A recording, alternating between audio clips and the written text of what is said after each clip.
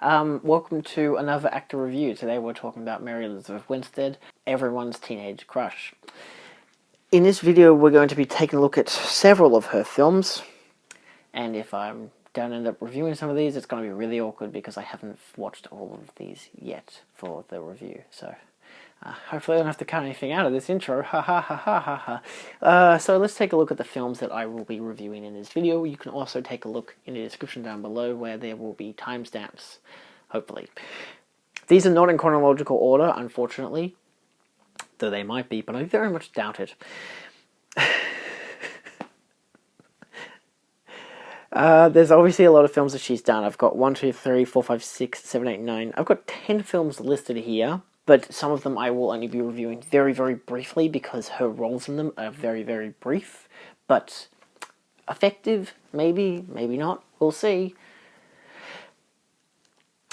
Let's start with the S's, I guess. I don't know. Alright, going down my list, we have, of course, the most notorious film that she is in. This is everyone's favourite, Scott Pilgrim versus the Behind My Head. I'm kidding, the steelbooks right there. It's Scott Pilgrim versus the World. That's our first. That's one of the films that we will be talking about today, of course, where Mary Elizabeth Winstead, who, it's probably her most famous role, portrays the character of Ramona Flowers. I don't think that was the first time I ever... No, that was not the first time that I was introduced to her. We will get there in the next film, Sky High, from 2005, is the first film that actually introduced me to Mary Elizabeth Winstead. This was a childhood favourite. So she's already in 2 of the greatest films of all time. She's also in my favourite Tarantino film, Death Proof, which I actually watched the Grindhouse double feature edition, so not the extended cut. However, I do have seen the extended cut and will be making notes about that as well. Then we get to probably my favourite film of 2016, 10 Cloverfield Lane, which I haven't watched fully probably since the first time I watched it, because it's kind of a nightmare to go back to because it's so tense, so it'll be very fun to rewatch it for this video. I might watch Cloverfield beforehand, but I don't think so. It depends on how I'm feeling. I haven't watched Cloverfield in a few years now, so it might be good to jump back into both of them, given that I have a double set Blu-ray of the 2. Then, which I've just watched tonight, one of my favourite films of all time, Swiss Army Man. This is one of the very short films that she is in, but at the same time, her role, I think, in this one is very effective. Then we have Die Hard 4.0, otherwise known as Live Free or Die Hard, because America. Yeah, we'll get into that later. Then we have The Thing from 2011. This is the first time I've been able to watch this film, which is unique, and it was an experience, and I will of course detail it in this review. Tonight, get it because I'm wearing the Thing shirt? Yeah, I love The Thing, the original. The remake. The John Carpenter one. See, it's a bitch to say, isn't it? Then we have, because I have it on Blu-ray, for some fucking reason, Abraham Lincoln Vampire Hunter. Yeah, I don't know how long that review's going to be, but she's in it for some period of time. She's one of the top leads, so yeah. Then we have, I don't know how much detail I can go into this, but this, if I do include it, of course, is Birds of Prey from 2020? Yeah, I watched this the day before I went on my cruise. If I use it in my review, it's only based on my memory of the film and her performance in the film, so yeah, don't stab me. And last but not least, which I actually will be doing a Come and Relax talk for, is the Final Destination 3, because I have all 5 of them on Blu-ray. I have not watched any of them before, except for parts of the last one, which is weird enough. However, I do plan to watch all 5 of them and include my review for the Final Destination 3 in this video, and then hopefully sooner after this video comes out you will see that Calm and Relax talk. Depends, I might push this video to come out a lot sooner than that video, because I've got a lot more other Calm and Relax talks ready, so it depends on how it goes. So outside of that, let's jump the hell into it with our very first review. Bim, bim, bim, bim, bim. The first film I watched for this review, technically my first film actually was Sky High, but I'm going to talk about The Thing, because I'm wearing the fucking t-shirt. The Thing 2011 is a film directed by a Dutch filmmaker whose name I cannot pronounce. That shows some boldness on my character, doesn't it? My initial review, I gave it 2.5 stars out of 5. I always write down my reviews on Letterboxd first. If you guys are interested, my Letterboxd is down in the description. You don't have to follow me, I'm just saying it's there. And I obviously start all of my reviews with a quote. My quote, "Well, maybe it was hurt and wanted to find someplace warm." I like that because it was a reference to the poster of the First Thing movie. Because reference. Anyway, my review.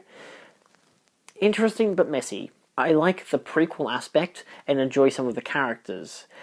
I like how they tried some new things, like the way they do the test of who's the Thing, and how the Thing itself is aggressive, unlike in the 1982 sequel, where, because of course this is a prequel, where it's, slow and methodical in the original, the 1982 one.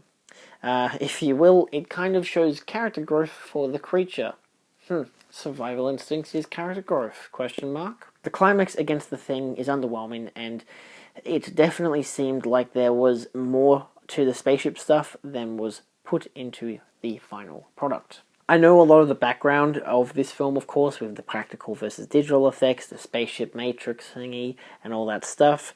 And knowing this does help me to understand the film, but unfortunately I still cannot appreciate the film as much as I probably could have, assuming there was those practical effects.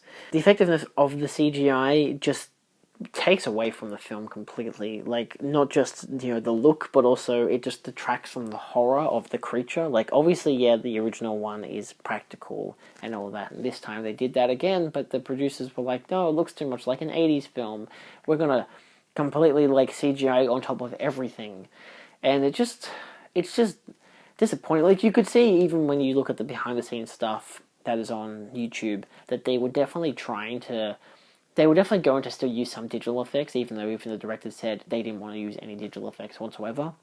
But there are shots and particular types of effects that they'd have to use CGI to at least have some kind of enhancement on, which, in all fairness, is the best use of CGI, where you take something that's already real and you enhance it just enough that's appropriate. Like, say, Mad Max Fury Road, where they completely just... the CGI in that film is amazing, because you don't even notice it. Nevertheless... well, you notice some of it, but nevertheless, not as much as The Thing 2011. It's overall not a bad film, but ultimately, it's not really necessary. It has some decent thriller elements, mostly cliche, but overall adds nothing that the original doesn't already shine with. I think my favourite aspect of this film is when the creature lets itself loose due to its fear of being caught and really just the inevitable hunt for the humans, but... that being said, the subtlety of the original is a lot better. It adds to the tension, it adds to the pacing of the original. It's so beautifully done, as well as the music. Whereas this one, it uses that dun-dun theme, but it only just, references it twice.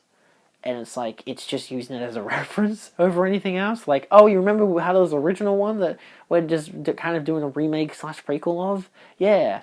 Yeah, we like that movie too. I mean, it definitely shows the behind-the-scenes stuff that these people loved this the original thing. But yeah, I feel bad for everyone who made this film. It would have been great all the way until you actually saw the thing and the film itself, and you were just like, oh no, what have they done? Talk about crying to your pillow for hours. But of course, we're all here for Mary Elizabeth Winstead, and she plays Kate Lloyd, an American vertebrate paleontologist graduate from Columbia University.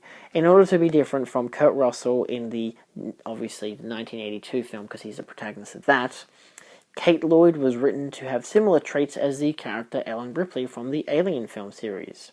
Thank you, Wikipedia. I think.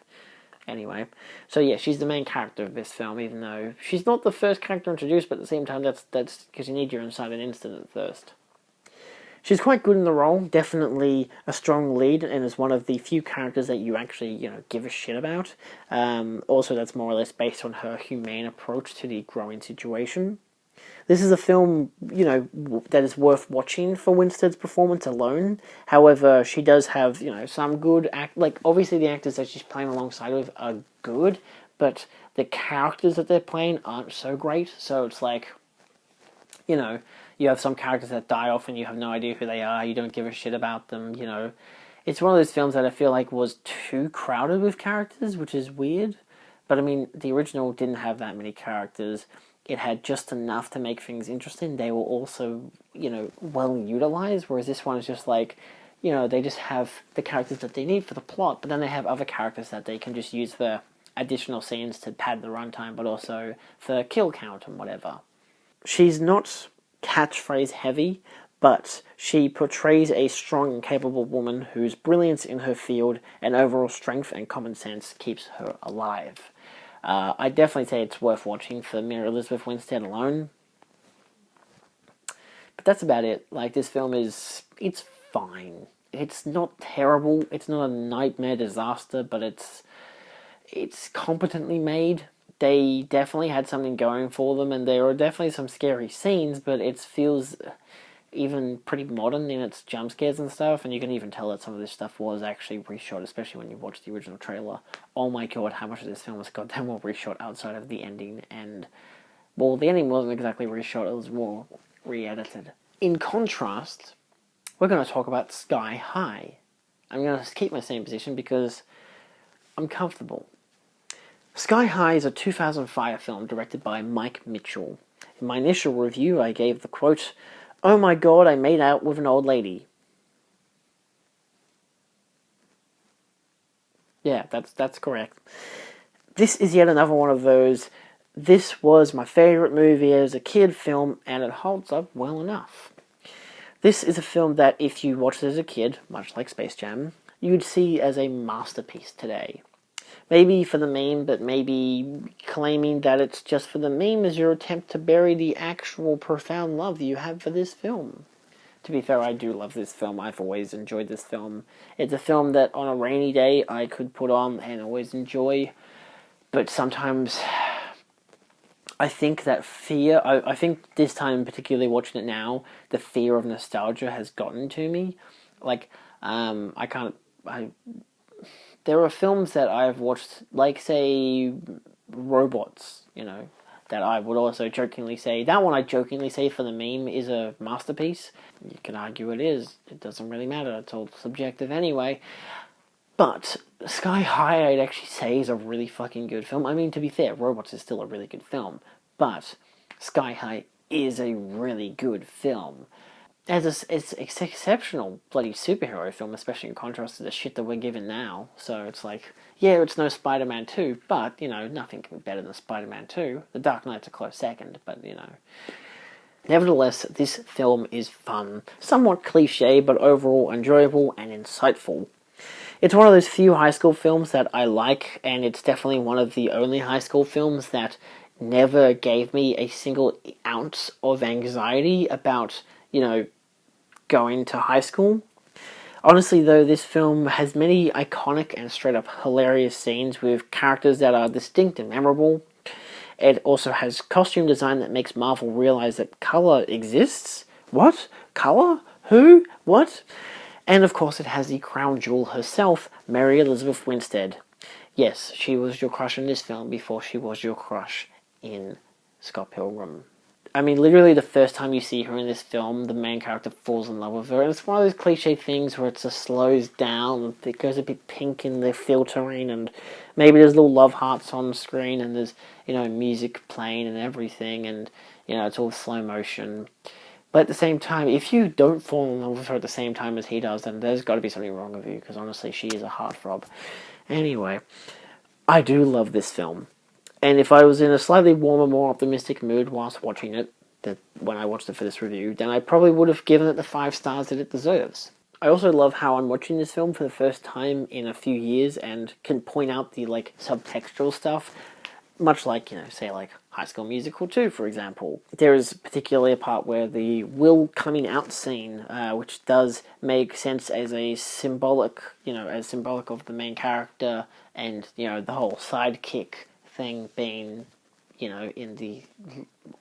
how exactly do I word it? Yeah, it's kind of like an interpretation of the LGBT community, which is definitely more distinct than what I was initially thinking when I first watched this film, was more of a person of color community. And this was even when I was a kid. I used to think, oh, so they're trying to say, it's kind of a thing about, people of color and how, or at least people who are treated poorer than others, whether they don't have the money or anything. Like, there's so much interpretation you can put into the whole sidekick nature.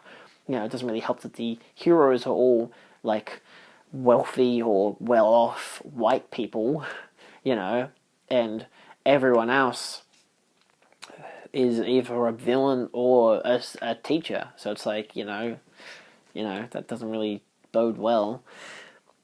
Nevertheless, I do like that aspect that you can read into this film. But hey, you know, of course it's just a harmless kids superhero film, am I right? Folks at home, aren't I right? Yeah, of course. Let's talk about Winstead, alright? So she plays Gwen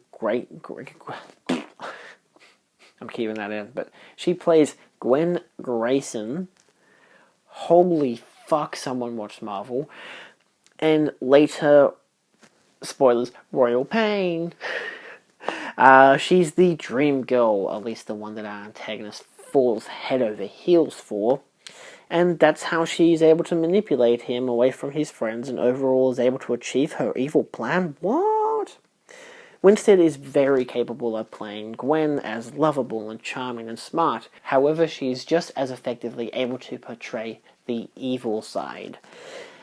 That slowly shows itself over the course of the film. Now, starts off just as she's talking to Will and Layla is there, and when she walks off, she kind of rams herself into Layla, you know, obviously a get out of my way, bitch, kind of thing. Like, I know you probably have the hots for him, but he's mine, and all that kind of stuff. And you think it's just, you know, petty jealousy of the popular girls trying to get with the attractive main character. Well, he's not really nerdy. He's just a fucking son of two famous people. So it's like, yeah, okay, I get it, folks. Jesus, but he's in more of the nerdier group because I guess his friends are. Yeah, because they're all sidekicks. So I was going to say they're losers, but yeah, that's technically what the sidekicks are.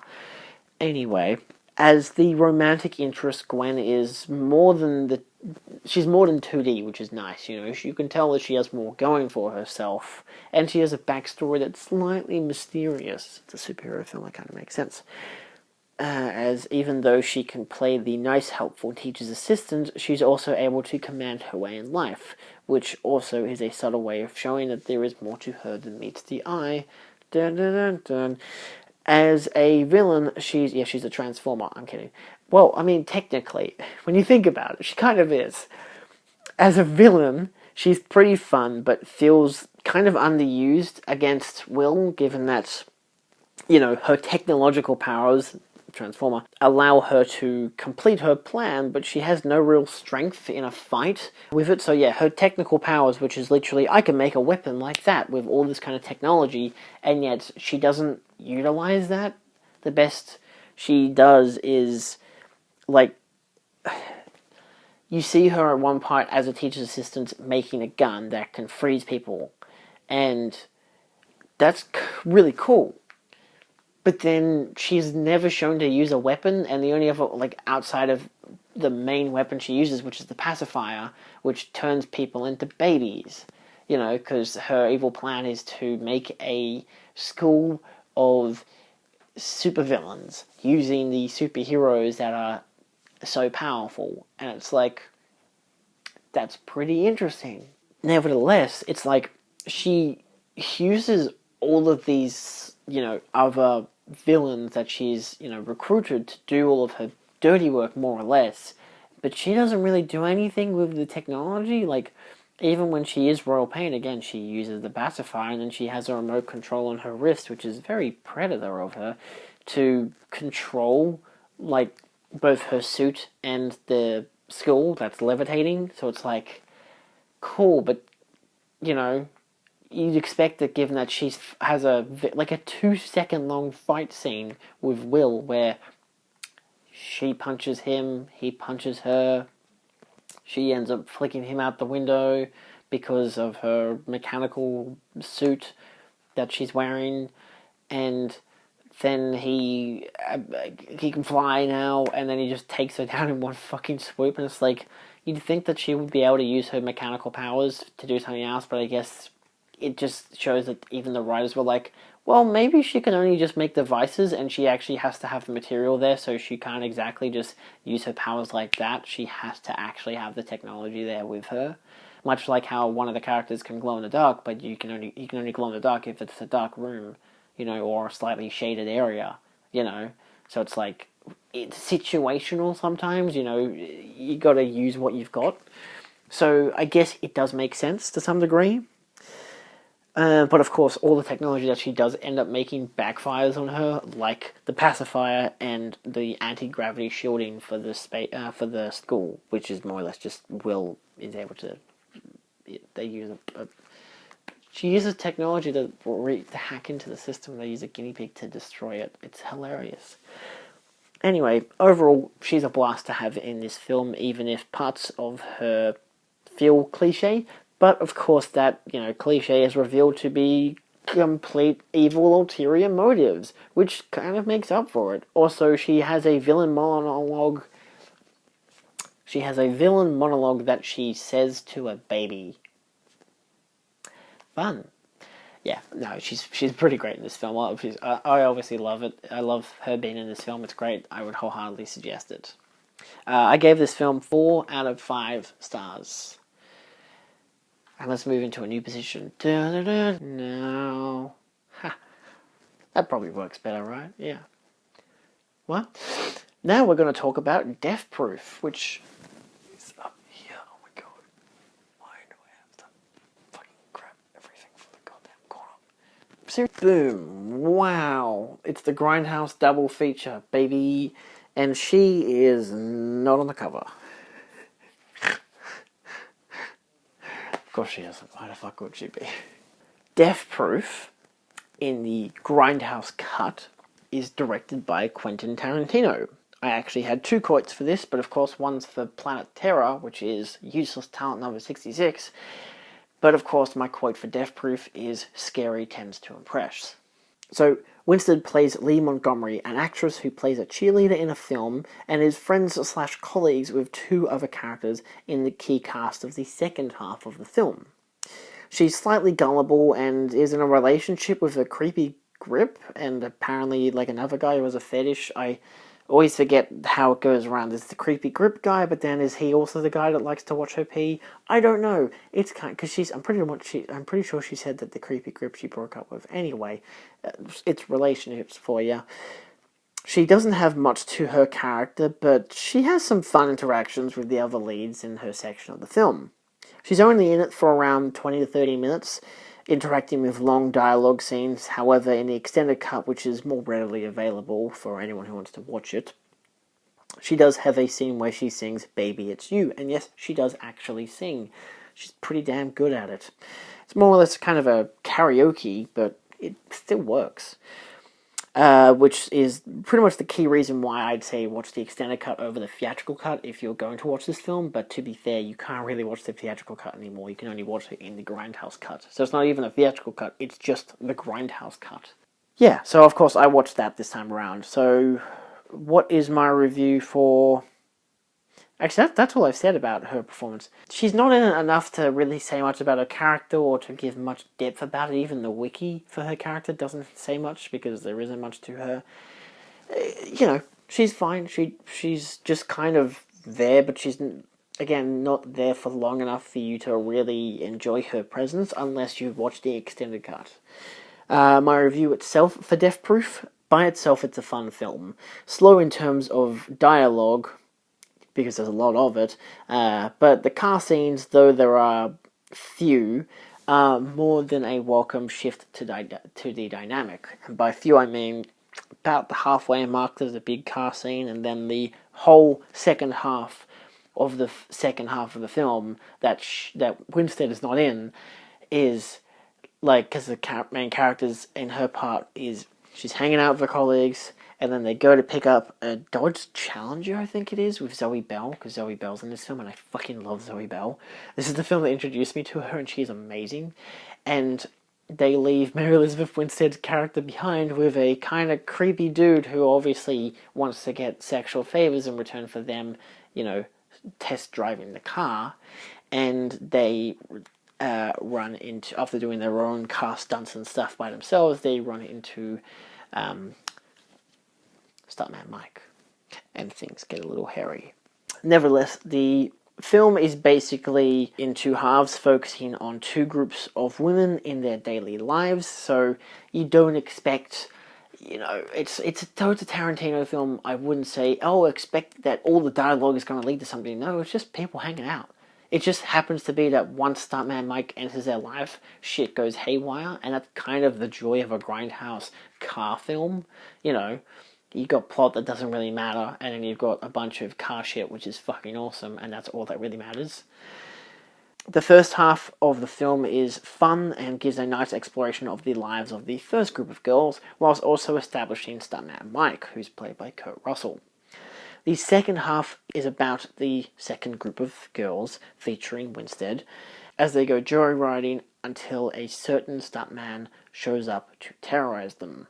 Overall, I love the film, and it is my favourite Tarantino film, even if it's considered his worst. But even as he says, Death Proof has got to be the worst movie I ever made, and for a left-handed movie, that wasn't so bad, alright? So, if that's the worst I ever get, I'm good. So, it's one of those, it's the worst one he ever did, but it's like, yeah, but it's still a good movie, it's one of those, arguably this is one that I think people would say it's his worst, and can say as to why, with a lot of good reason, but, it's not one of those, let's just use David Lynch as an example, I guess, because he has, or maybe even Kubrick, but even Kubrick's earlier works aren't as great.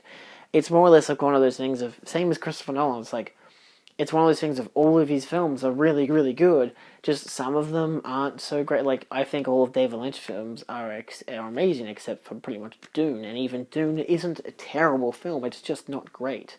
And that's pretty much what some people would consider Death Proof to be. Personally, I think that Jackie Brown is Tarantino's worst film, but that's not even a terrible film, it's just my least favourite of his. That's just me. Yeah, so I gave Grindhouse a 4.5 stars. That's the whole double feature, including all the fake trailers. And I gave Death Proof by itself, the extended cut, and the film itself, 5 stars. Then we get into another high-octane, explosive movie about politics, maybe, I don't know. It's Live Free or Die Hard from 2007, otherwise known as Die Hard 4.0. It's pretty much only known as Live Free or Die Hard in America, but everywhere else it's Die Hard 4.0, because Live Free or Die Hard, it's about constitutional rights and stuff, because America. We only ever got it as Die Hard 4.0, but in my Blu-ray set it has Live Free or Die Hard 4.0 on the disc. It literally says both names just because it makes it easier for everyone. And the 4.0 was to make it seem more technological, because numbers.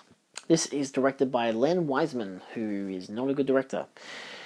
My review, my quote, it seemed like a good idea at the time, which seems like they were probably what they thought of when they made this film, and it turned out not to be a good idea. My initial review, of course, is it gets more generic, because it's generic, but Nero in brackets. Every time I watch it, it's a pun on the fact that Gennaro is the surname of Bruce Willis, of John McClane's wife. She's, Holly Gennaro McClane. And apparently nobody knows how to spell Gennaro, so it's either Gennero or it's Gennaro. Everyone spells it differently. Nobody knows how to spell it right. I could go through the first film and try to find the end credits where it says it, but I can't be fucked. So, yeah, it might just say Holly, or it might say Holly McClane. It might not say Holly Gennaro McClane. So, either way. Plot. A cutout of John McClane runs around with a generic nerd character to stop cyber terrorists from attacking America for money. That's the plot. Winstead. I just realized I haven't said the plot of all of the rest of the films. Does it matter? Death Proof guy chases women in a car. The Thing, alien chases people in the snow and becomes them because it's a shapeshifter. Sky High, kid learns to use kid learns about superhero film. You know, do you need to know what the plot is? It's a superhero film set in this high school. It's pretty much exactly what you think it is. Has there been anything else talked about? No, there hasn't. So let's keep talking about this fucking movie. In Die Hard, Winstead plays. She's in the first few minutes of the film, being the overly protected by her distant father, which doesn't give much to her character outside of the fact that she's pretty similar to her mother, so she doesn't have many of her own, independent traits. She just seems to be like her mother. Then she comes back in the last 30-odd minutes of this 2-hour and 10-minute long film as the damsel in distress and as a way to make John McClane hate the bad guys even more. Not just because they're being evil to America, but now they're being evil to his daughter. Dun dun dun dun. She then shows herself to be more like her dad, and there you go, folks. That's how you do character. And by more like her dad, she's just kind of an asshole to people, but she doesn't do anything.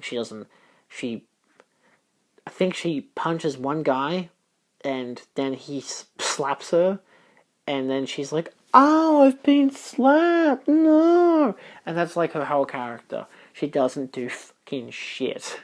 She's literally useless to this film outside of another family member for John McClane to be related to. It's just fucking pathetic. In all honesty, she's fine in the role, but there's not exactly much for her to go off of.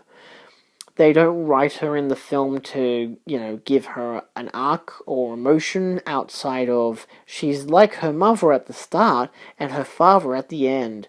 And she hates her father at the start, then she loves him again at the end. So yeah, she's just a cut-out version of Holly Gennaro McClane.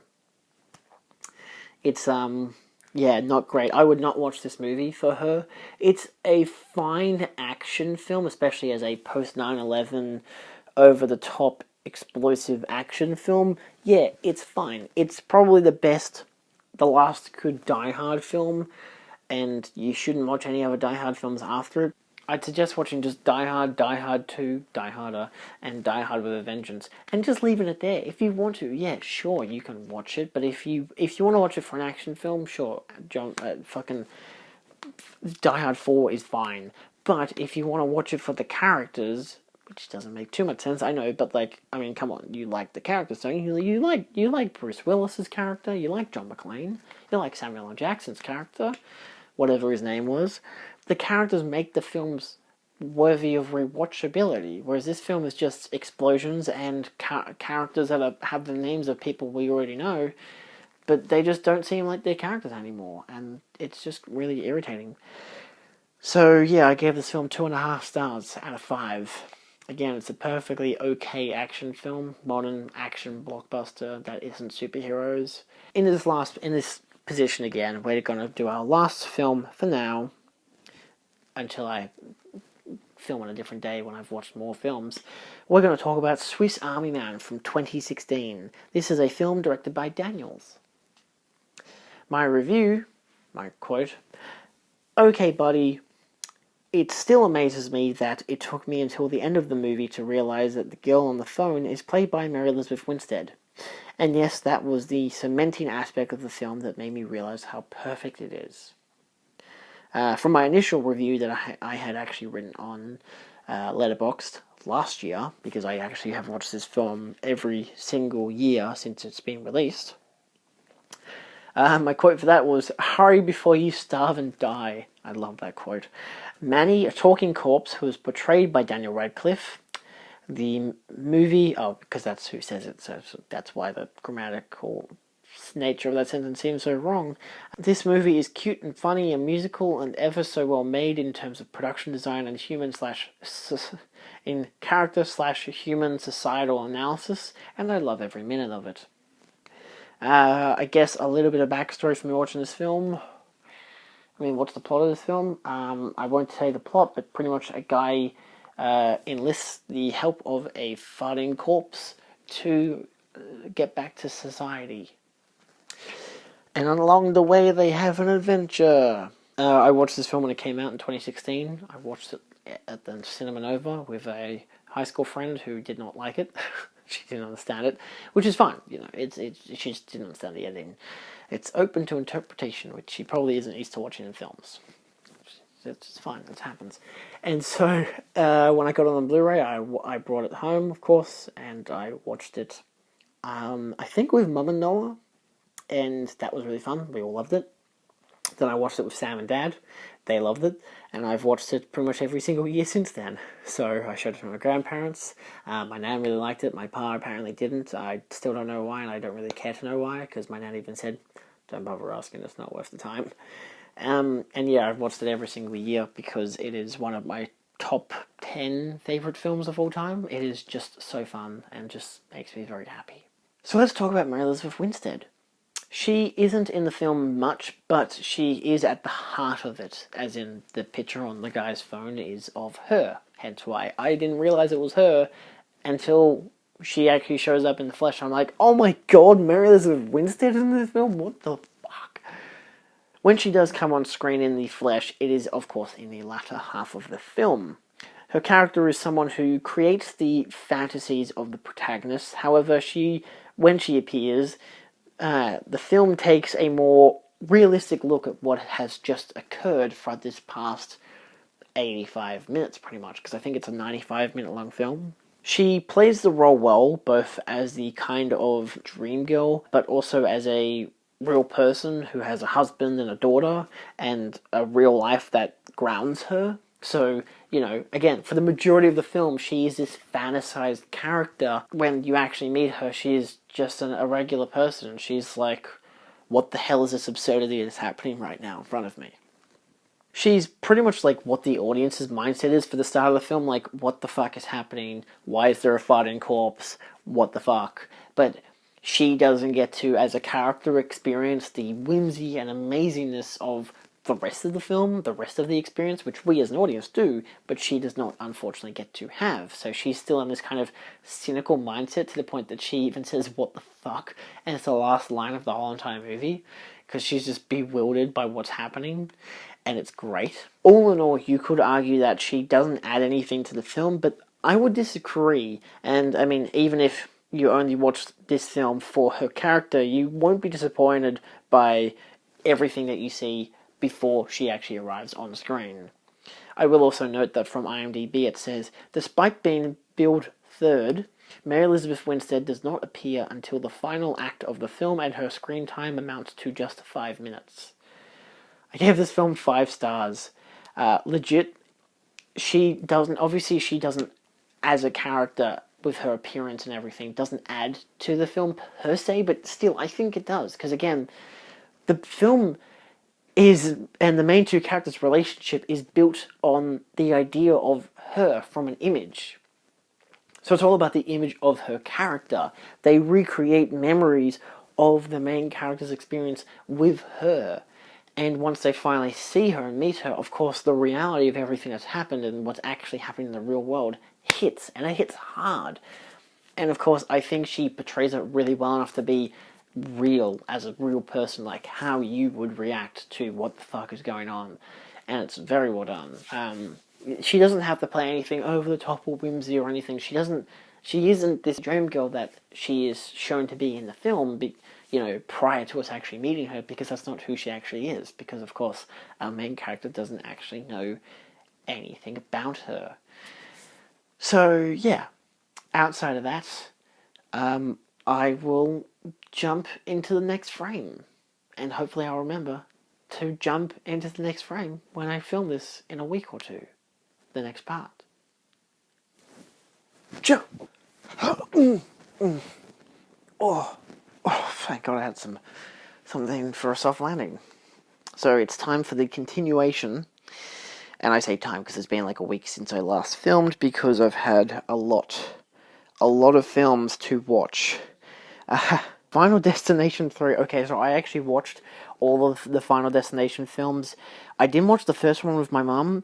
I watched it by myself, but then Mum was like, because, the footy's been on a lot every single night, and so Mum was like, oh, what movie are you going to put on tonight? And so I'm like, oh, I'm interested in Final Destination 2. And she's like, is that a horror? I'm like, well, it's kind of a thriller, but it's I think it's up your alley. And so we watched all of them. We watched 2, 3, The Final Destination, and 5, and she loved them. Had an absolute blast. So I have a calm and relaxed talk that I have filmed in regards to the whole franchise, so I will mention that now as it could come out soon, or it will come out in like a couple months. I don't know when I'm releasing this video. This one might come out well before it, so just keeping an eye out, I guess. But let's talk about Final Destination 3, which has Mary Elizabeth Winstead in the lead. This is a 2006 film directed by James Wong. My review, my quote, "Fuck you, Ben Franklin." Of course. Whether this is because they brought back the director of the first film, or it was just written this way, but Final Destination 3 was tediously slow, and its pacing just kept stopping and starting at each character death. The film doesn't have any interesting characters, or characters to ultimately root for. Also, the opening kill ride of the roller coaster is hardly as brutal as could have been. I guess I should probably give you a kind of brief synopsis on what these Final Destination films are. People miraculously survive, like, cheat death because one of the people, usually the main character, in this case for the third film, Mary Elizabeth Winstead's character, has a premonition when they're on a roller coaster that the roller coaster will go off the rails and everyone will die in terrible deaths. And so she, wakes up from this premonition, is like, oh my god, we have to get off this roller coaster. So she saves a few people, but not the other people who end up going on it and dying. And so then each character gets killed off one by one in the order of who died first in the premonition. That's usually how these films go. And this one has a different feature where they use photos as clues, like Mary Elizabeth Winstead's character took photos of all of the characters and they all kind of have a clue as to how the character will die. Simply put. So, as I was saying with my review, this film has no story and no growth in contrast to the previous installments, the second and first film. We move to the next character, explain the situation, then that character dies. Rinse and repeat. This can be fun because you've got some fun character deaths, but for the most part, there's no interesting story or interesting characters.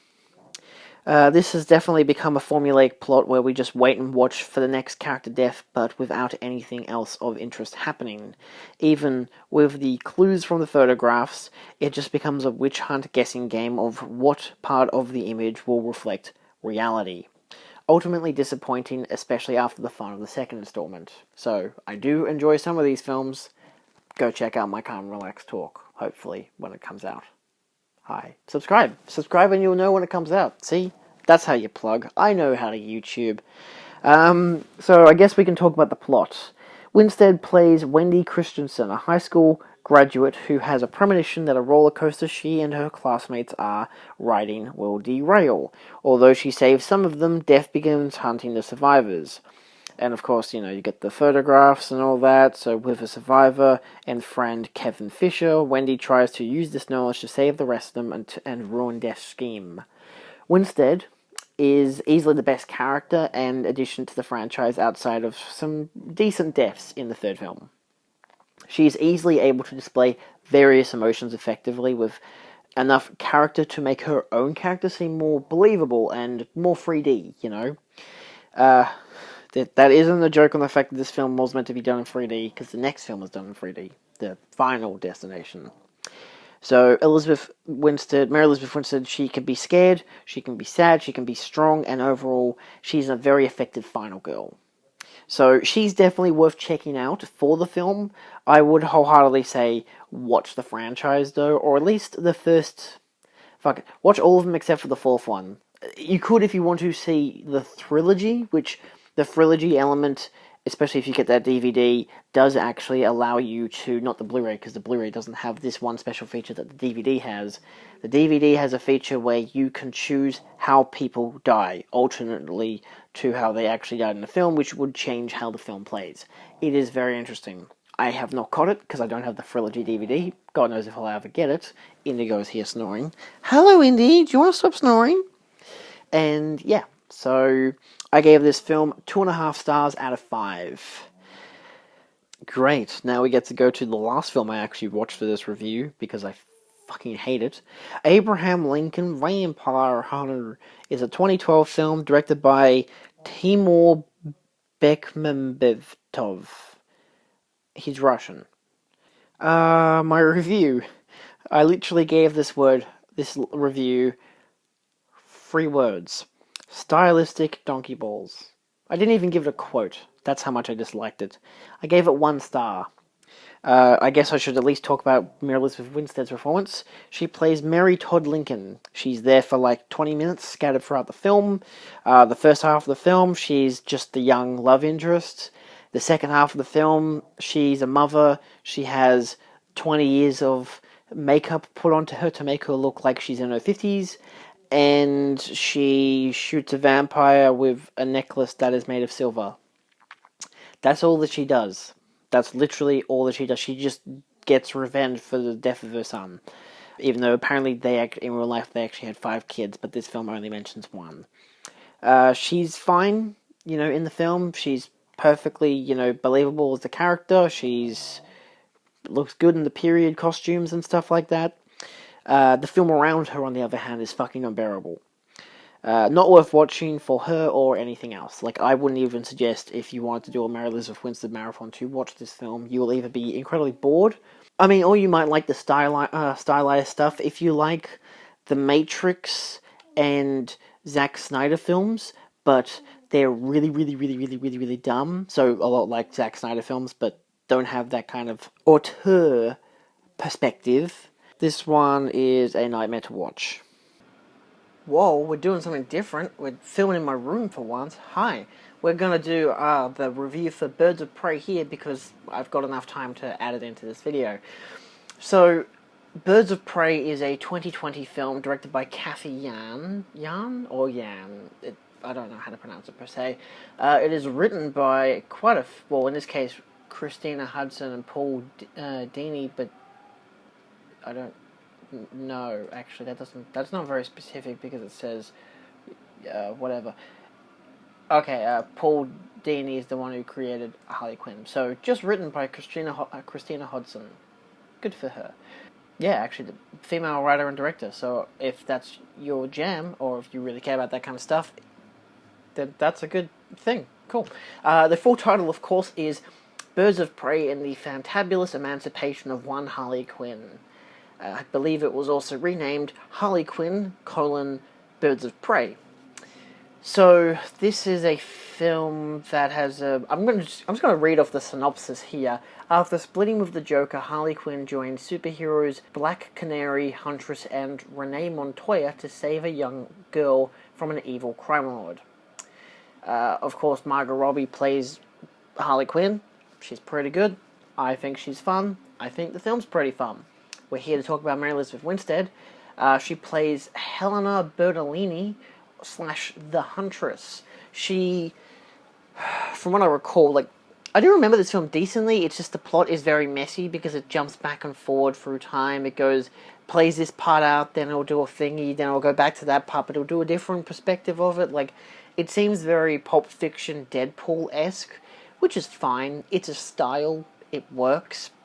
But pretty much, if you've ever seen Kill Bill, Lucy Liu's storyline in that is her family is killed by the Yakuza, and she grows up and takes revenge on them one by one until she becomes, the boss of the head of the Yakuza. Pretty much, that's exactly the same story for the Huntress, except it's more that she does a lot of training and stuff to become this kind of ninja assassin kind of girl, who prioritizes herself with a crossbow, and then she, during the course of this film, is hunting down people one by one that, led to the death of, I believe, her father, at least her family in general. Maybe there's a better synopsis for her character in this thing here. A vigilante who's the orphan daughter of gangster Franco Bertolini. Yeah, that's all it says. Good job, Wikipedia. You're doing my job for me. So, yeah, she comes in throughout the film periodically, and she will attack people here, she'll go after Harley Quinn there, whatever, until you finally find out what her true purpose is, which is once you found out all this backstory that you think, I wonder if all this backstory to do with this particular family that got killed by this crime lord is going to be important. Oh yeah, it is, because the daughter that actually survived it all is now a huntress. And yeah, not a very original story, but at the same time, it's a comic book adaptation. I don't expect originality here, because that might be her actual bloody origin story. Who really cares? It's fine. There's a lot of characters in this film. It's very messy in terms of that, but it does what it needs to do. What else can I mention? How does she portray the character? Huntress is unique. This is a film that has a lot of... It focuses on the weaknesses and strengths of women in society, which I think is really interesting. Obviously, Harley Quinn being someone who, her strength is that she's crazy. She's Harley Quinn. I mean, she probably actually has legitimate strengths, but in this case, her strength is the fact that she is Harley Quinn and that she's with the Joker. But her weakness is the fact that she's not with the Joker anymore, so people are going after her. People are like, hey, I'm going to get revenge on you, Harley, because you did this to me, or whatever. So she's getting a lot of people coming after her, and you get a lot of small, snappy joke backstories about that for random characters that really ultimately serve no real purpose outside of just showing how much of an arsehole the Joker and Harley Quinn are. Simple as that. And so you have other characters like Huntress, who is... Even though she is an assassin, she is socially awkward.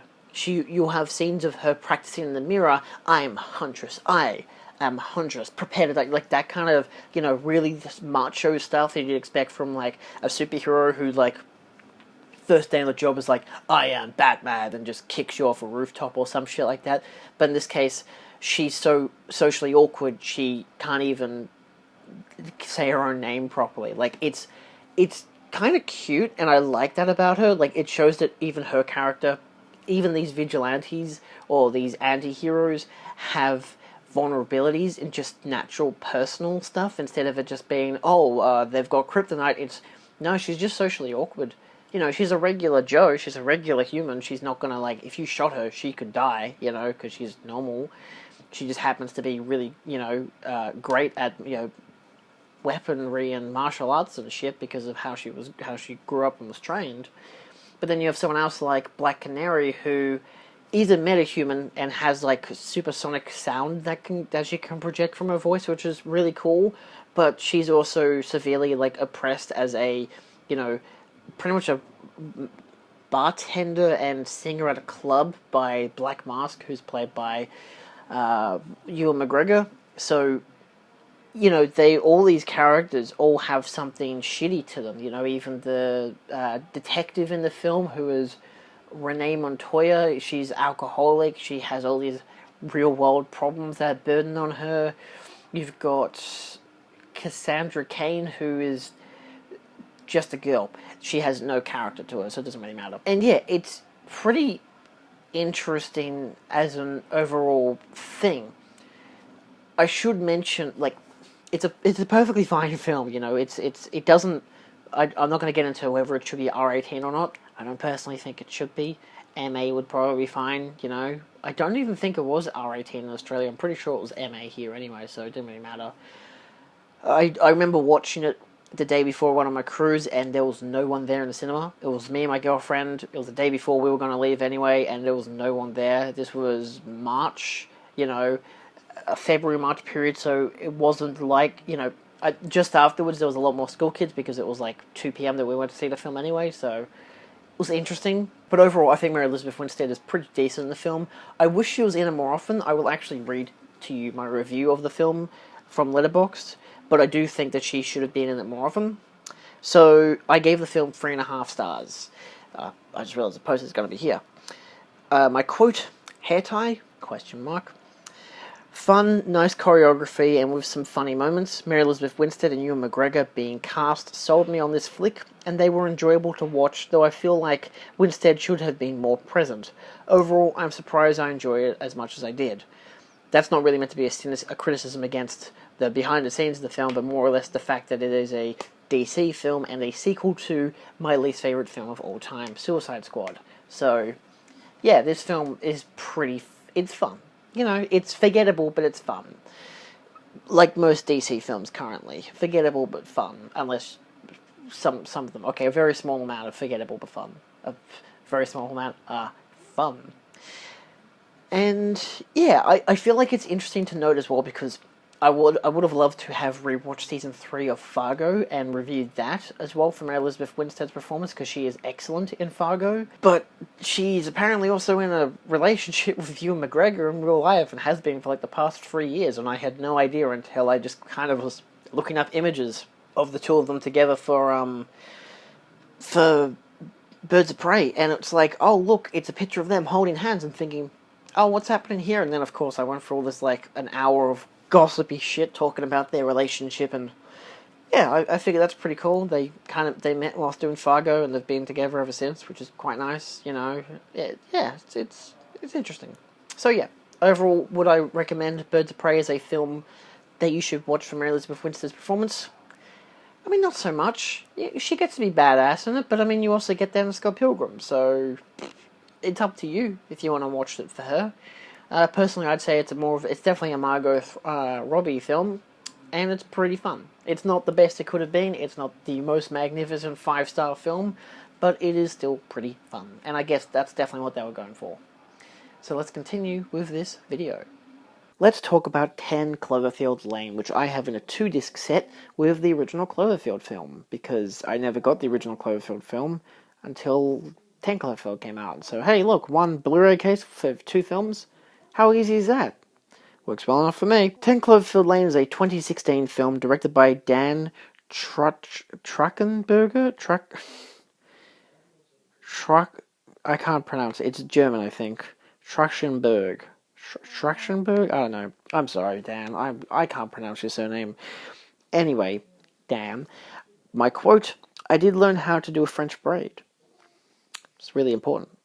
My one-line review, next stop, Crazy Town, possibly featuring aliens. So, the film itself, the crazy one-line review zinger aside, is well written, acted, and directed, and upon initial watch in theaters back in 2016, this was incredibly tense and wonderful. However, watching it today for the first time since my first viewing, like, I remember getting mum and dad to watch it, and I remember being in my room, hearing them watch it, and being like, oh my god, and like all these reactions and stuff, and thinking, yeah, they love it, it's like my new favourite film. But for some reason I never watched it fully after the first time I watched it, which is bizarre on my part. I think because it was just so tense, I didn't want to relive that, and I've had a few films that are like that of recent years where they have been beautiful and shockingly intense, and I've not wanted to revisit them. Whiplash is the same thing. Like, it's an amazing film, but I have not seen it since I first watched it because it was so tense. Unfortunately, on my second viewing, this being my second viewing, it was not hardly tense at all. Really not hardly tense at all. Did you move? You were just... Okay, yeah, so I cannot appreciate the tension as much this time around, unlike the first time I watched it. I know a lot of thrillers that have very intense scenes that, even upon rewatch, are impeccable and hard to get through due to the sheer tension, even though I know how they end. This film, however, doesn't have that effect upon rewatch. Maybe it's because of how it's particularly written and paced, and that it's not a continual tension and then release of tension, and a build up and then a release. It's not that kind of a thriller. The tension comes in the first act, but then the second act isn't as tense, and then the third act is much more tense, but because you know what's going to happen once you've watched it. Actually, technically the second act, the second half of it is much more tense, but once you've, seen it before, it's not as tense. Then the third act is still not as tense either. It tries to be, but just doesn't feel it. I just didn't feel the kinetic energy coming from it. 10 Cloverfield Lane is tense, has a wonderful atmosphere, however that dies off quickly after we see, the woman outside, and of course come to understand that everything outside has in fact gone to hell, but we don't know specifically what made it go to hell. Upon my first watch, there was still this feeling that something was off, and of course this is elaborated further narratively to re-emphasize the tension. However, it doesn't feel as impactful in its second half this time around. Even with the reveal at the end, it ultimately doesn't feel as satisfying, though I can't really say as to why. Like, I just can't put my finger on it. Maybe it's just not as iconic this time around. Either way, it's still an amazing film whether you're a genre fan or a Cloverfield fan. You don't have to watch the original Cloverfield film to watch this, but I suggest it anyway because the original Cloverfield film is a tremendous film. Let's talk about Mary Elizabeth Winstead, who I should just call Mary by this stage, but it's weird to call actors by their first names sometimes. She is subtle with her emotions, but cunning nonetheless. Winstead portrays Michelle, a woman who is in constant fight or flight mode, planning escapes, observing situations, and overall being collected and smart about what she does, but in decently realistic ways. Like, you can tell it's very written for a character, but you could also see it as a realistic survival trait that most people would probably have. She is the audience surrogate for the situation and the characters around her. Everyone is seen through Michelle's eyes, same as the situations, so there is a consistent concern for what's going on that Winstead portrays excellently. She plays a well-written character, and this is one of my favorite performances of hers. Actually, by this stage, I think it probably is my favorite performance of hers. It's not as maybe iconic as, or cutesy or romantic as, say, Ramona Flowers or her character in Sky High, but as an actor who's doing a dramatic, serious role, this is definitely the best thing I've seen her in. She is someone we can easily understand and root for, especially given the villain of the film. She plays the character with great strength on an emotional and physical level, and she is very level-headed. Definitely worth checking out for her performance alone, but of course those of John Gallagher Jr. and John Goodman's are also tremendous. I gave this film 4 out of 5 stars. And last but not least, we have the Happy Birthday movie. I watched this movie for its 10th birthday on the day. Well, it was actually the was it the 13th? What's the day now? Okay, so I'm filming this on the 14th at 12:24 a.m. I watched it on the 13th because movies come out on Thursdays in Australia, and so I don't know if it's different in other countries. But its initial release in Australia was actually on the 12th.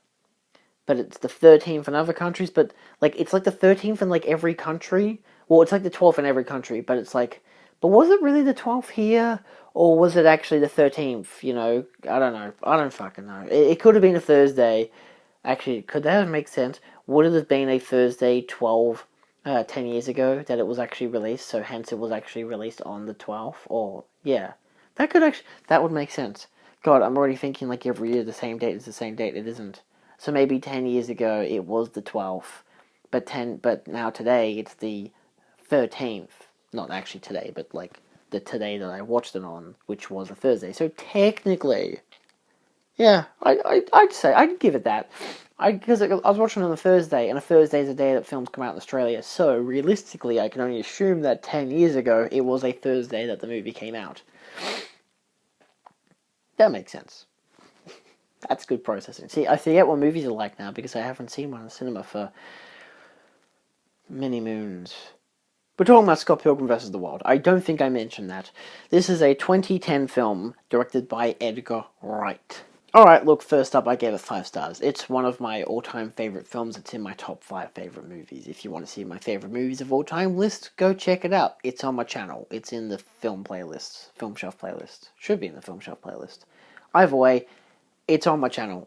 It's the Redux version. Even though they both include this film anyway. My quote: I'm in lesbians with you. I love this film. That's all I really feel like I should say about it. Okay, and yeah, the 10th anniversary birthday thing. Yay! I actually got this a specific steelbook, and I watched that version, even though I already have the Blu-ray in a slipcover, and I've already ordered the everything blue version of it. Oh my god, I am going crazy. Let's talk about Mary Elizabeth Winstead, because that's what we're here for. She plays Ramona Flowers, the somewhat manic pixie dream girl character who is mysterious and aloof, with a history of not-so-great ex-partners. And I say somewhat manic pixie dream girl, but yeah, she's pretty much a manic pixie dream girl. And though I hate the cliche, it exists. Well, is it really a cliche, or is it just a kind of caricature? Either way, it exists. And yeah, I'm sorry, it exists and it sucks. But yeah.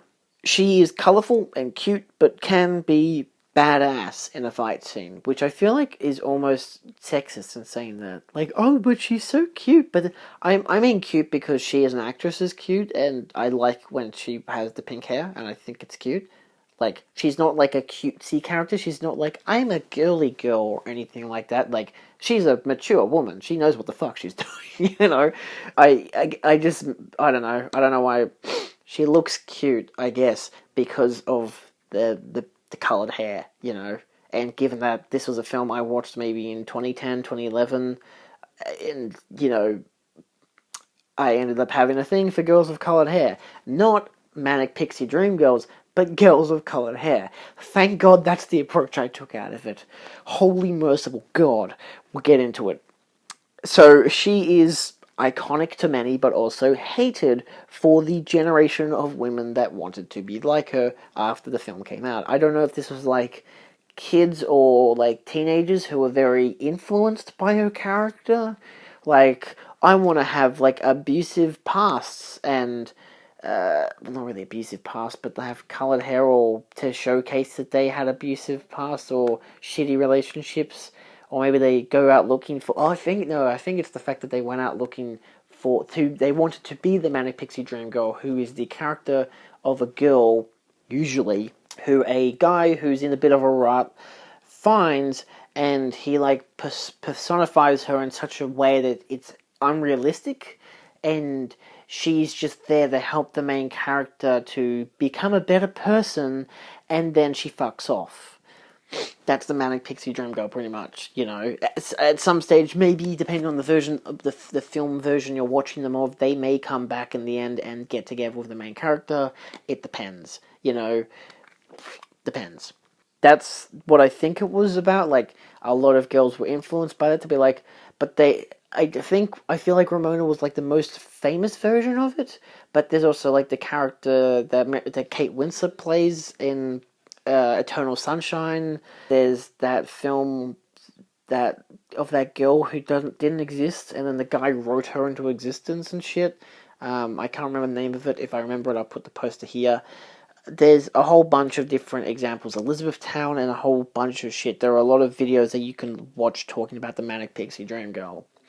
I mean, Ramona is definitely a version of the Manic Pixie Dream Girl if she was more of a gaming version. Because again, this film is mostly taken from Scott Pilgrim's perspective, so it's all very video game-esque. And that could be a natural in-world thing, like with all the musical elements and stuff, but it seems kind of subjective at the same time, given that Scott's in every single scene. So yeah, Manic Pixie Dream Girl. In terms of her acting, I think she portrays Ramona perfectly, as the down-to-earth girl who prefers to be mysterious because, you know, she hates to relive her past. She wants to create a new life for herself. She doesn't want to have to just even deal with it. With the help of Scott, she's able to confront her past relationships, but ends the film as someone who still wants to start fresh by herself, until Scott decides to join her. Now, this, again, is the whole thing. So, realistically, her arc, I think, pretty much is to actually confront her exes and, you know, pretty much with the help of her new boyfriend, be like, hey, look, guys, you know, leave Ramona alone, bugger off, I will fight you, kind of deal, you know, like, it kind of feels like a meme to say that, like, I will fight you, and shit like that. But that's pretty much the idea. It's not like it's not like saying that morally, in real life, you should fight your girlfriend's exes if they're being that kind of people. Fucking get a restraining order, bitch, it's not hard. But, like, yeah. This is obviously going for a more fantastical version, which is fair enough, I like it.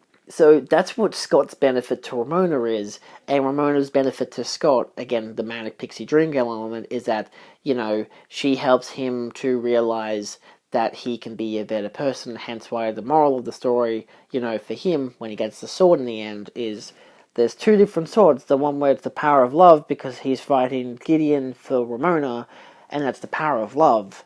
But then he loses because the power of love isn't strong enough, because he doesn't actually love. He's not in love with Ramona yet. They have feelings for each other, but they're not in love.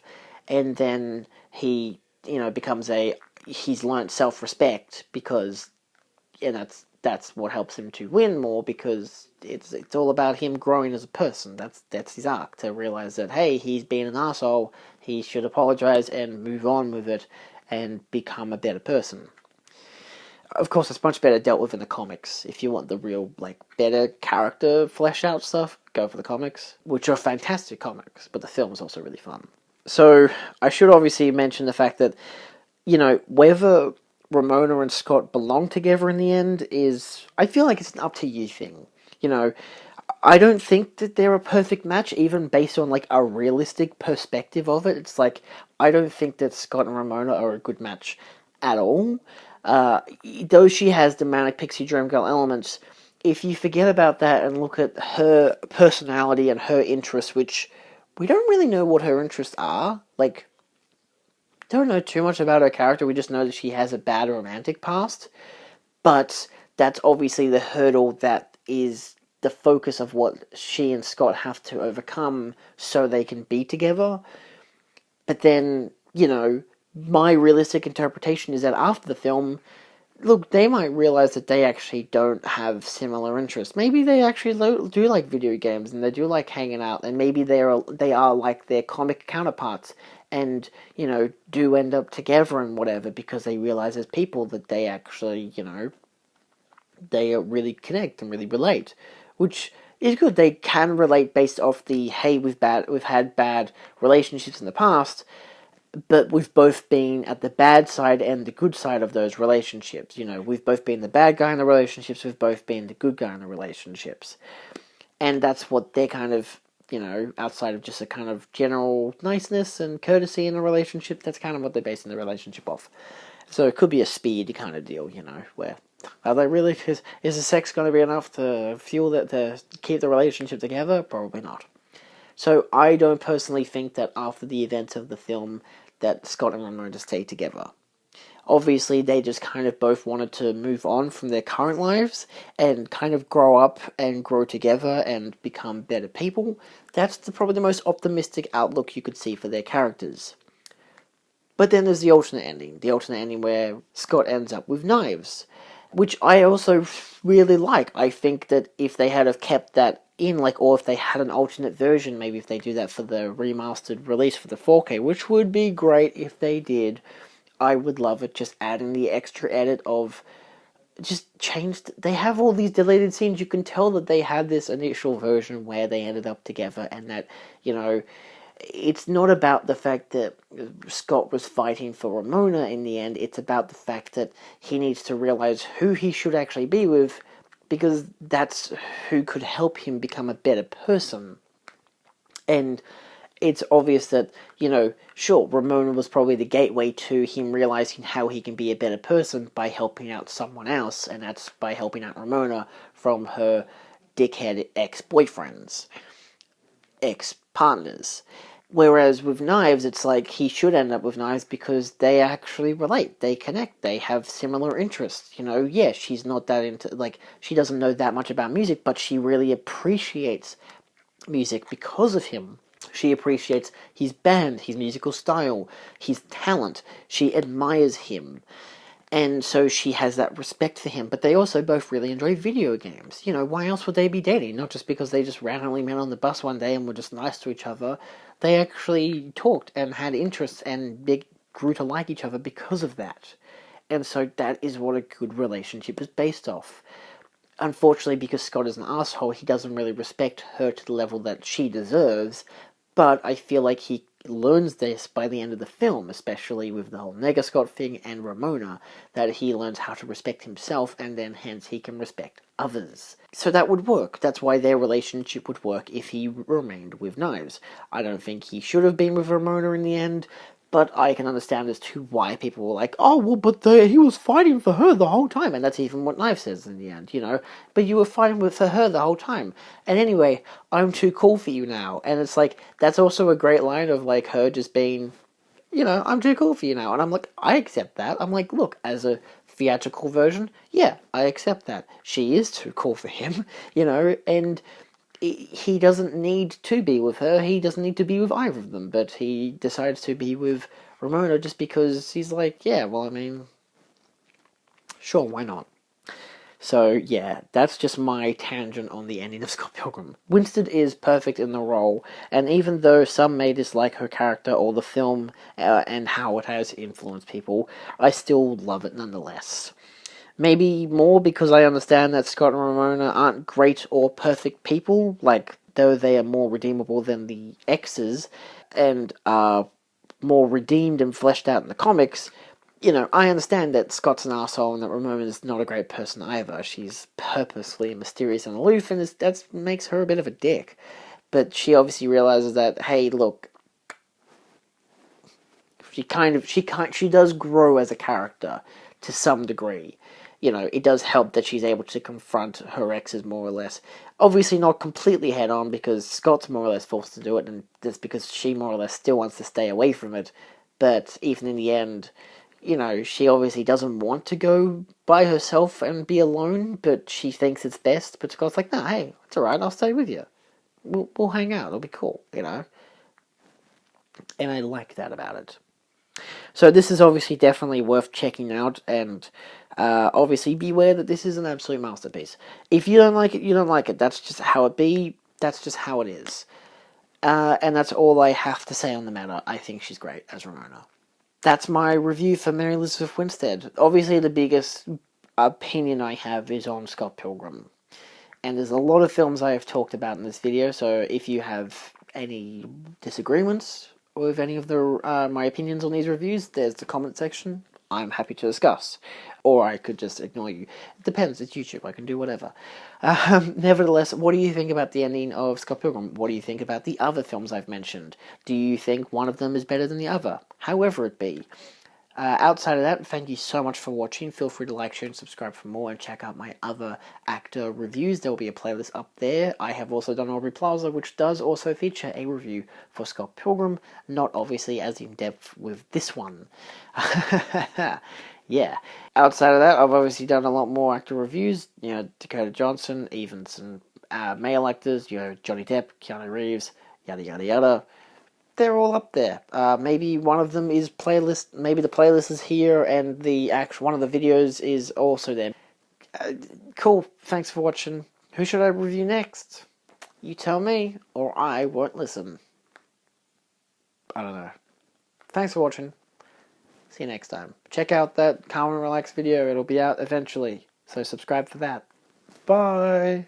Have a nice time. This is fun.